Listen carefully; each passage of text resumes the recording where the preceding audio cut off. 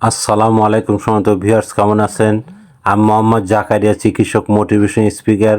বিভিন্ন সময় বিভিন্ন রকম স্বাস্থ্য বিষয়ে আলোচনা নিয়ে আসি। আজকেও স্বাস্থ্য বিষয়ে আলোচনা। আজকের আলোচনার বিষয় যে ছোট মাছ খেলে কি হয়। তাহলে ভিডিওটা প্রথম থেকে শুরু করে শেষ পর্যন্ত না টেনে শুনবো।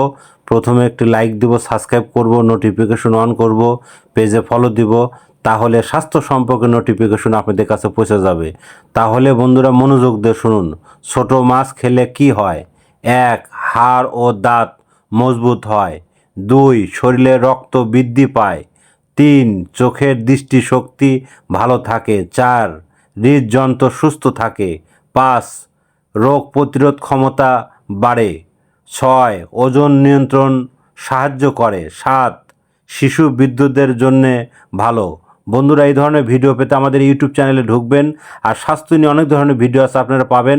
আর পরবর্তী কী ধরনের ভিডিও চান আমাদের কমেন্ট বক্সে লিখতে বলবেন না। আমাদের বিরাজ মেডিকেল 100 বছরের প্রতিষ্ঠান।